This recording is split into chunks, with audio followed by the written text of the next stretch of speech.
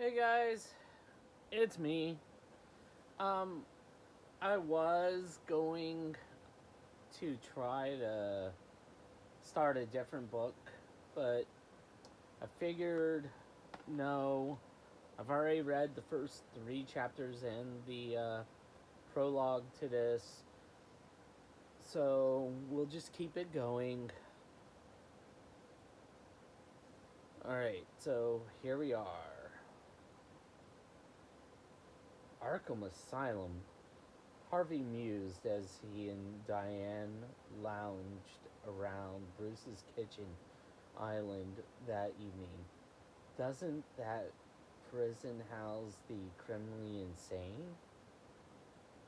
I didn't know a place like that could even be a community service option. Bruce picked at his food. He had ordered burgers and milkshakes for them so that they wouldn't have to go to the diner, but none of them seemed to be able to work up much of an appetite. I heard the inside of Arkham is a nightmare, Diane added with a frown. Does Draken really think it's okay to send you there?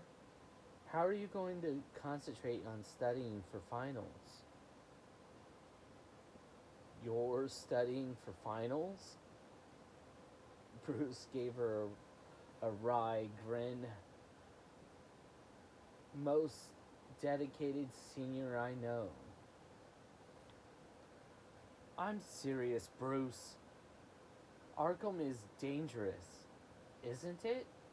My mom said those prisoners are guilty of some of the most horrific crimes in Gotham City's history, and there are always jailbreaks and fights. Harvey grunted as he glided a quarter back and forth along his knuckles, his movement slick as water. He flicked his wrist once, sending the quarter into a perfect spin on the island counter. No different from the world outside, he muttered, slapping the coin down on the surface when it refused to topple over fast enough. It came up heads. Bruce tried not to cast a sympathetic look at Harvey. His friend was here for moral support. He was here for moral support, of course, but Harvey was also holding up Bruce's mansion because he was avoiding his father, who had stumbled home again tonight as a drunken mess. When Harvey had tried to hang up his father's coat, which he tossed onto the floor, the man had turned on him, yelling something about how his son didn't think his father could take care of himself. There was always some tiny thing that set him off. The bruise on Harvey's jaw had already turned purple. They're saying you're staying the night, right? Bruce asked as Harvey started flipping his coin along his knuckles again. Harvey messed nervous. Harvey messed nervously with his blonde hair, his eyes downcast. If Alfred doesn't mind, he said. Sorry, I keep. You don't need to apologize. Stay as long as you want. Bruce jutted his chin in the direction of the living room's staircase. Guest room is in the east wing, all ready for you. Just watch the shaky banister on the stair railings. There's a closet. There's a closet full of clothes for you here, all ready to go. I can afford my own clothes, he replied sharply as he pushed up the sleeves of his worn hoodie. Bruce cleared his throat. What I meant was, you don't have to grab anything from home. It's all here if you need anything, just ask Alfred.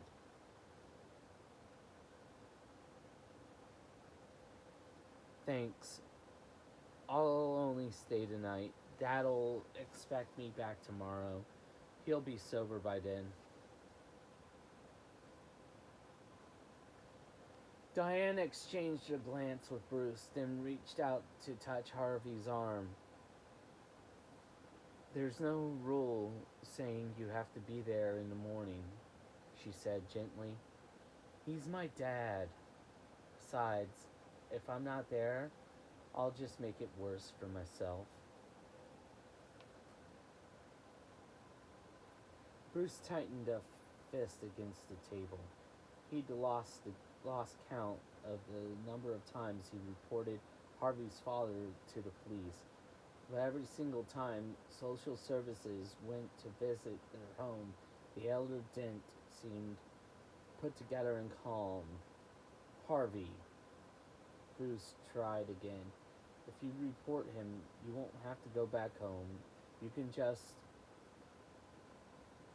I'm not turning on him, Bruce, Harvey interrupted, spinning his coin hard enough to send it skipping off the counter. It clinked on the floor tiles. Bruce sighed inwardly. Well,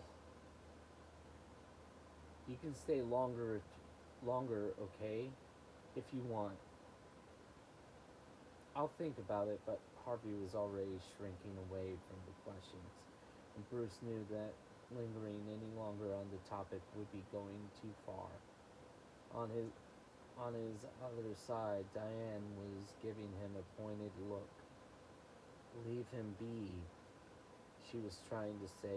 Suddenly, the punishment of doing community service inside Arkham seemed light, even trivial, compared to what Harvey had to face every time he went home. Harvey bent to retrieve his coin and started spinning it again. So, he muttered, changing the subject, did the detective say why she was sending you there? She didn't need to say anything. I think she picked a place where I'd be most likely to learn my lesson. What's your lesson? Not to help the police? He guessed. Harvey sighed, not to interfere with the police. It's not up to you to save the world, Bruce. I know. Bruce grimaced, picked up Harvey's coin, and inspected it. It's just being difficult about it. I'm just being difficult about it. I'm really looking forward to spending most of our last summer together.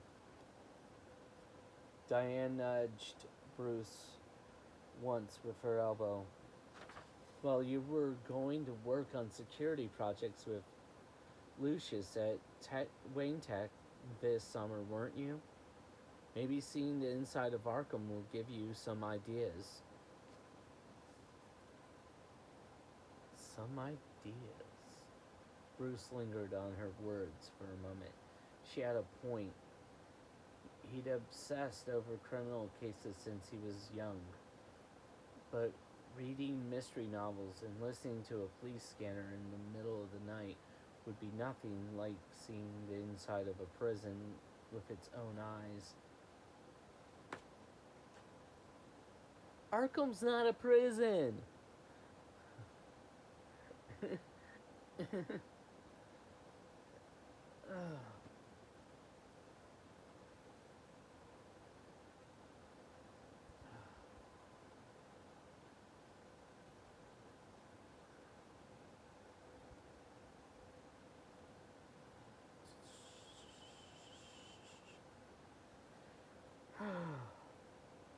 Maybe his time at Arkham could be his own personal study on how justice worked.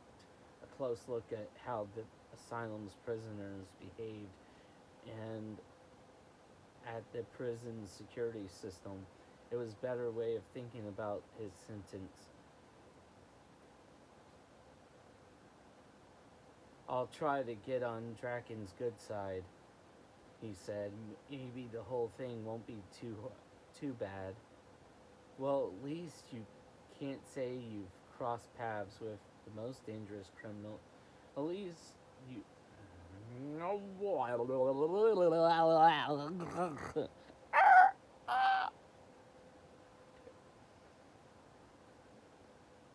Well, at least you can say you've crossed paths with the most dangerous criminals in the city, Diane added as she bit into her burger.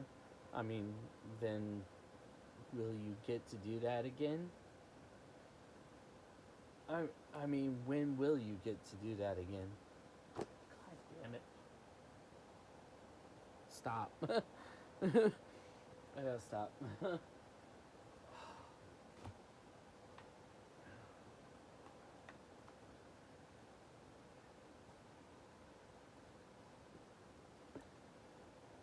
Yes. Not that it's any of your business. But I do have more than one.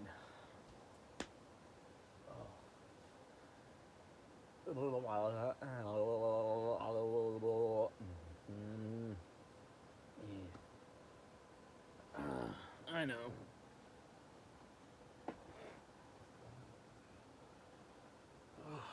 Oops. Had to adjust. I apologize. Oh,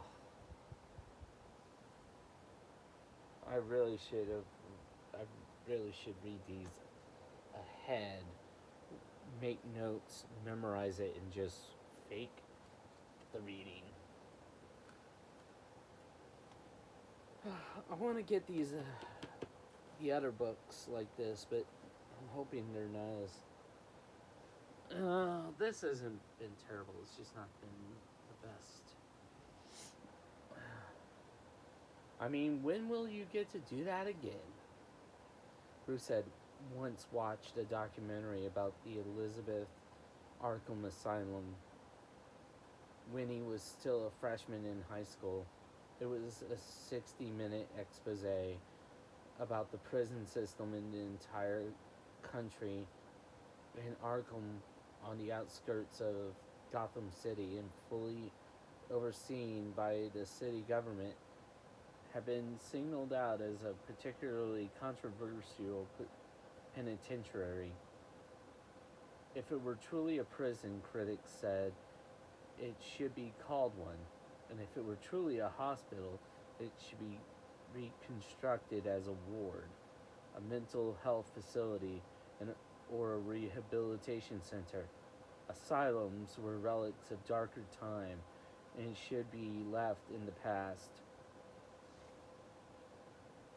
Bruce knew of several petitions that had circulated recently in an attempt to change Arkham's name and upgrade the facility to the modern era.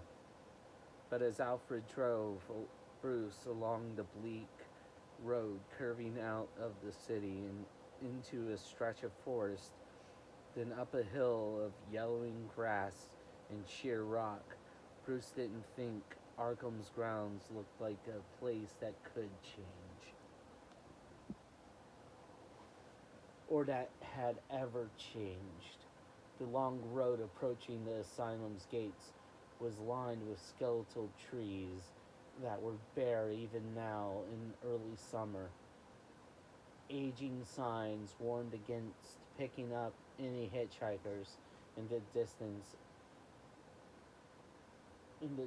was an old tower, also a part of the penitentiary, that had in the past shone its lights upon escaping inmates who had been lucky or unlucky enough to get past the prison's walls.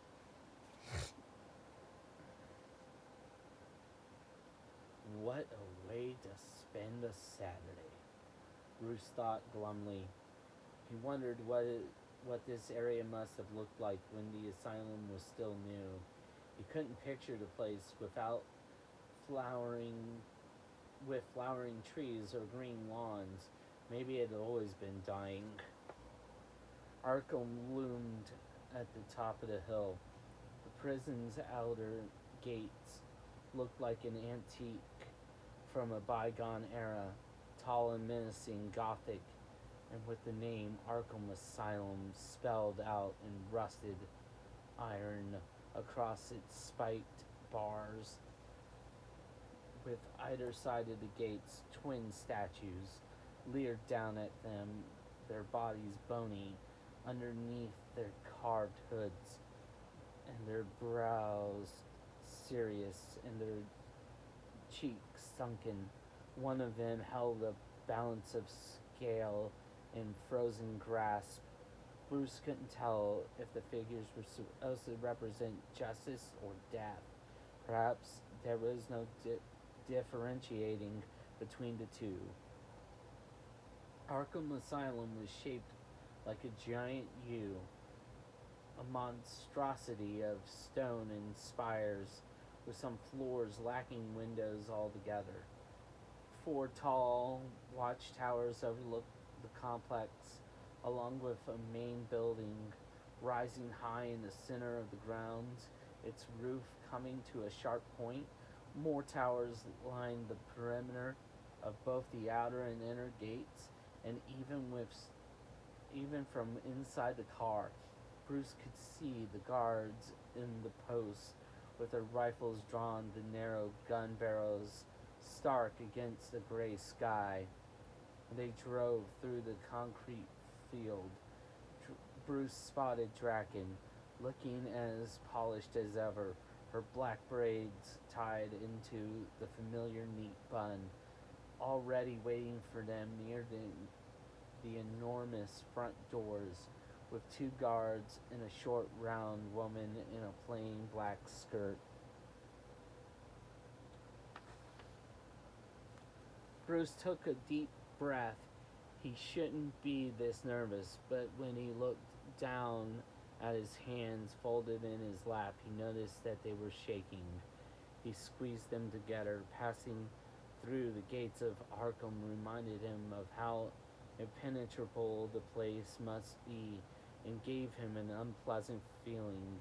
He was now a prisoner who had been sentenced here. How inmates had ever escaped in the past, he had no idea. You won't be here long. 5 weeks will fly by, he tried to tell himself. Good luck today, Master Wayne, Alfred said as they stopped at the steps leading up to the front doors. Bruce looked away from the windows to the rearview mirror, where he could see Alfred's familiar eyes.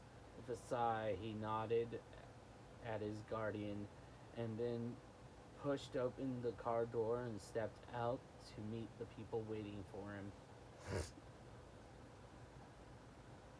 As he approached, the woman in the black shirt uncrossed her arms and stretched out one hand towards him. She was shorter than Bruce, but Bruce winced at the strength of her handshake. Her skin was light brown, her hazel eyes as hard as marbles. Bruce noticed that the guards on either side of her wore bulletproof vests with bold white security inscriptions. You're early, the woman grunted. She peered over his shoulder at Alfred's car, which had turned around to leave. Glad you hired a babysitter who knows how to tell time. His name is Alfred. He's my guardian. The woman just grinned at him.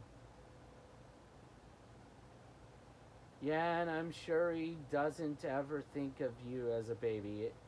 He has to sit for. Bruce, this is Dr. Zoe James, Draken said with a sigh as she adjusted her glasses. The head warden of Arkham. You'll report directly to her. Bah. Uh.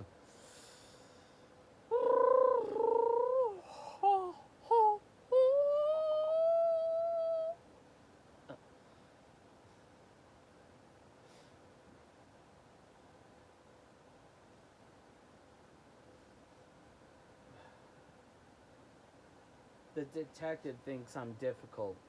Dr. James winked once at Bruce. But we'll make this visit of yours fun, won't we, Wayne? You are difficult, Draken replied, rolling her eyes. Don't make me regret this, James. I've never been anything but the sweetest. And before Draken could reply, James whistled a cheery jingle and waved for them to follow her. She glanced over her shoulder at Bruce. You'll need to sign in at the front desk every time you're here, and then get my signature on or your hours will count as invalid. So play nice, or we can make this game real hard for you. They stood before the front doors. Only now did Bruce see that the doors were solid metal, a modern design that stood out from the Gothic architecture. James placed her hand against a palm pad on one side of the doors, which punched in a long code. The doors gave a loud clank, gradually pulling to either side to reveal a dimly lit lobby. Bruce followed Dr. James and Draken to a small counter protected by a wall of thick glass. Behind them, the front door slid shut with a bang, sealing them in. A surly attendant looked up at them and smacked gum loudly between his teeth. His chewing paused for a moment at the sight of Bruce. One edge of his lips tilted up. It's the kid, he said, narrowing his eyes as he passed Bruce a note card through the small gap in the at the bottom of the window. He nodded once at James. Don't look as rich as the TV makes him. Bruce kept his head turned down, hoping this man didn't notice the slight coloring of his cheeks, and filled out the note card as quickly as he could. He passed it back. Draken and James led him farther into the building, where they passed through a pair of barred sliding doors flanked on either side by guards armed with live weapons. They were inside the halls of Arkham. First thing that struck Bruce was how coldly lit the halls were. Fluorescent lights beamed icily across the tiled floors and speckled walls, casting everything in a sickly green. The walls gave Bruce the distinct feeling that they were closing in from all sides. And eventually they would crowd around him and crush him like a bug. Honey, I should have done this earlier.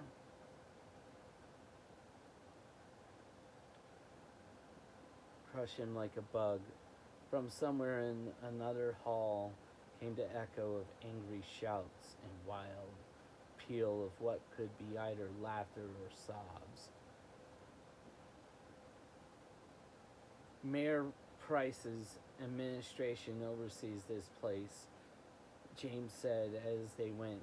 The fact that they keep such close watch over everything here, our guards, tech, facilities, workers, should tell you everything you need to know about how dangerous the city considers these criminals. A couple of prison guards marched down the hall, not making eye contact with him as they half dragged an inmate with a jagged scar running down his face. The prisoner turned alert as they passed. Well, well, well, he said, craning his neck. He scowled at Bruce. What's this? What's this delicate little piece of flesh doing in a place like this? Before anyone could stop him, he lunged for Bruce.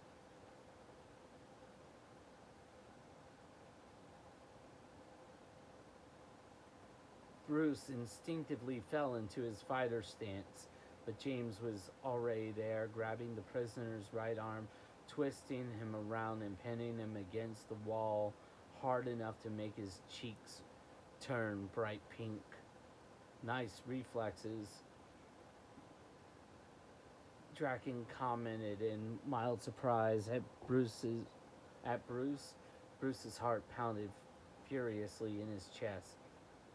Guess the gym's good for something, he managed to reply.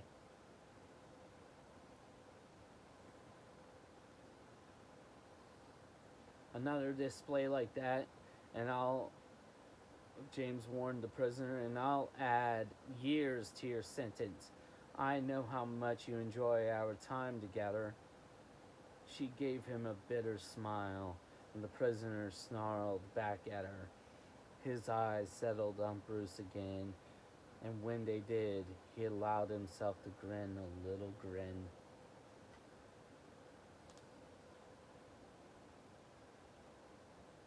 Skin's too soft and clean for this place, pretty boy, he spat out. If you need some extra scars, you come find me. Bruce looked away, his heart still hammering, as the guards continued dragging the man down the hall. He tried to imagine the man as a child, as himself, a boy sitting on the front lawn of with his father and watching the bats stream out onto the evening. Maybe some people were never young. At his side, James watched him with her arms crossed. What are you thinking about, Wayne? I'm wondering at what point someone makes the flip from a child into a killer. Ah, interested in criminal psychology, are you? James replied. Well, you're in the right place. Our inmates would make you tremble in your boots. That man you just saw, he killed 4 people in a cafe. A chill swept through Bruce. Yeah, he seemed pleasant, he muttered. Dr. James has been the head warden here for a decade, Draken added. As you can see, it takes a certain level of steel to manage a place like this. I'm gonna pause.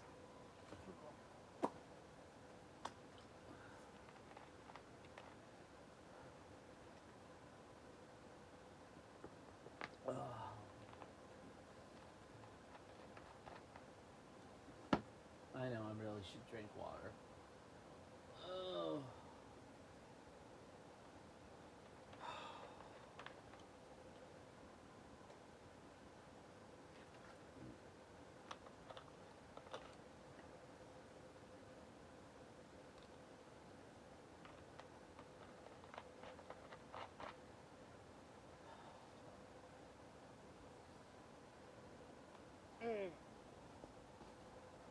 Oh, oh. You don't need to see that. I apologize, my friends. Oh, oh my god, that was the grossest thing. Oh. Oh, man.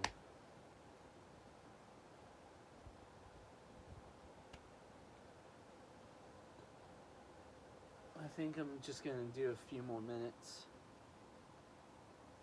I might finish the chapter, might not.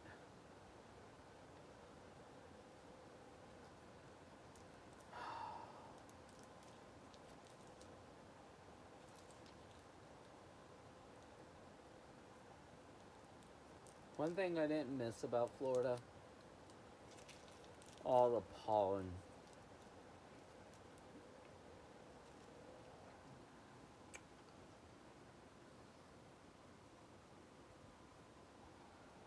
Oh.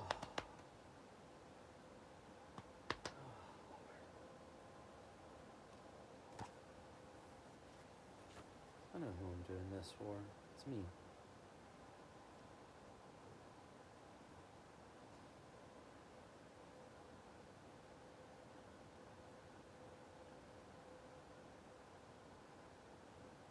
They left the small corridor, and suddenly the space opened into a huge vaulted ceiling where they could see floors and floors of jail cells.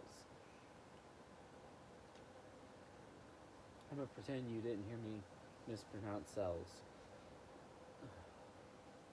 Bruce froze in place at the side of Arkham's entire expanse. This was a gateway to hell. What's the matter? Drakenlade said dryly, finally regretting your joyride. This is the female East Wing, James called out as they walked to the right. Men are kept in the West Wing. Medical facilities are in the center halls connecting the two. That explains the U-shape, Bruce thought. There is an additional level below our feet that houses our intensive treatment inmates. You're going to sweep and then mop the halls in the female wing, as well as scrub the toilets the guards use. Tomorrow you'll clean the basement level. We'll work around the remainder of your school year, but once your summer starts, I expect to see you here every morning. Our janitors have no trouble keeping this place spotless, so I think a billionaire could easily be able to do the same. I suggest you learn quickly.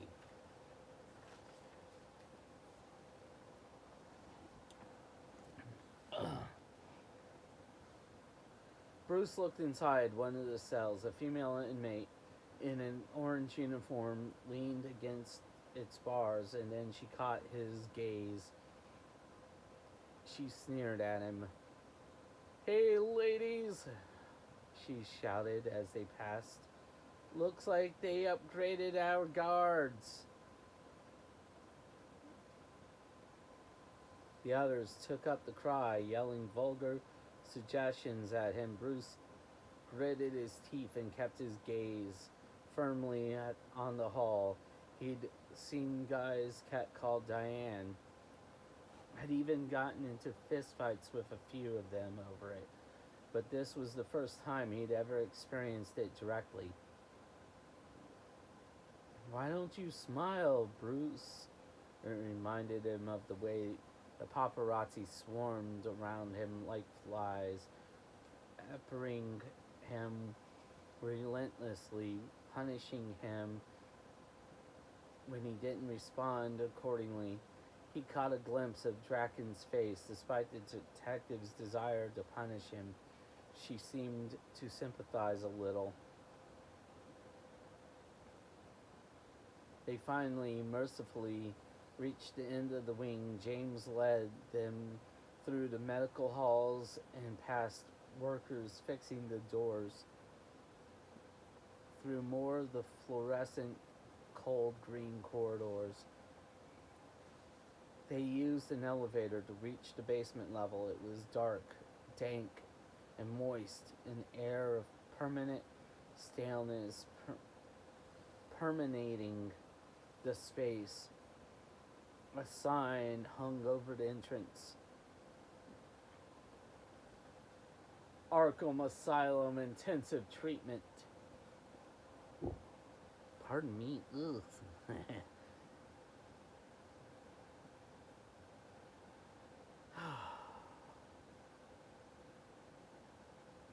"The worst of the worst stay down here, Wayne," James said over her shoulder. "I'd try to do my work quickly in this hall if I were you." Two workers were reprogramming the door's security lock. Bruce noted the security cameras regularly dotting the ceiling.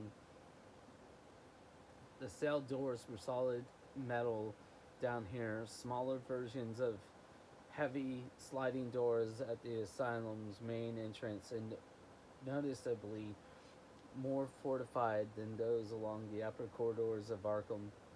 Each cell door had a window of what must be bulletproof glass through which Bruce could occasionally see a prisoner sitting inside a stark room. The uniforms they wore down here were different from the orange ones of the other inmates. They were white, as if to mark them as a special breed of dangerous. More than usual down here, James Draken said as they went. James shrugged. More crimes than usual. We had 3 night walkers moved here yesterday from Gotham City Penitentiary.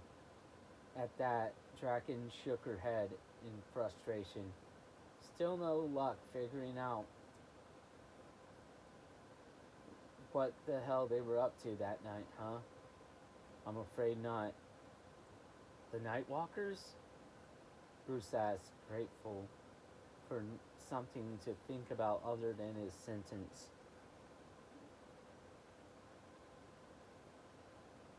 Just how many of them were out there?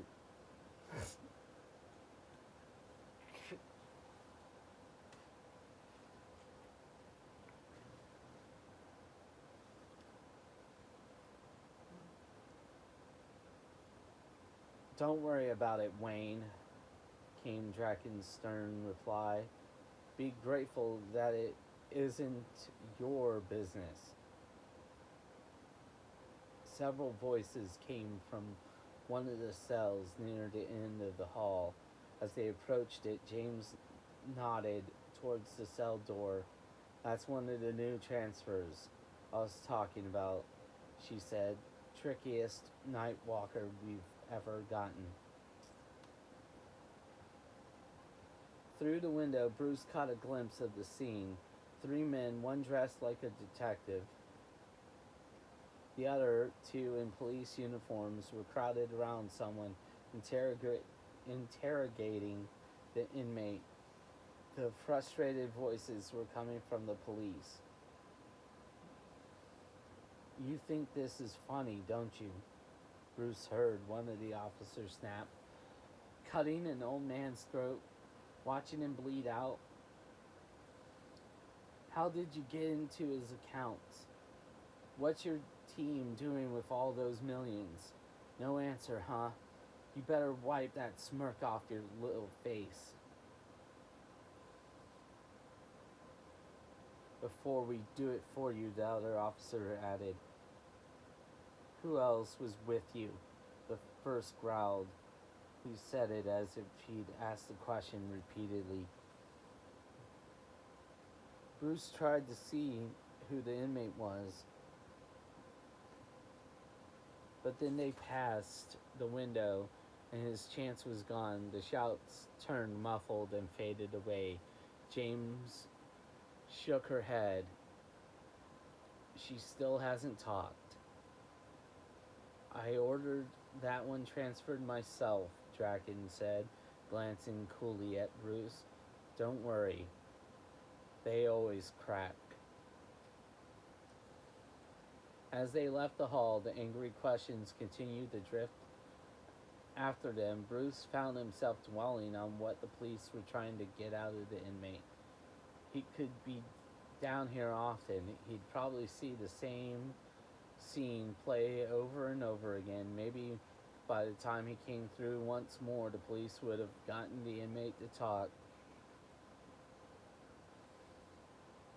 And maybe Bruce would catch a glimpse of who the inmate was, who she was. Alright.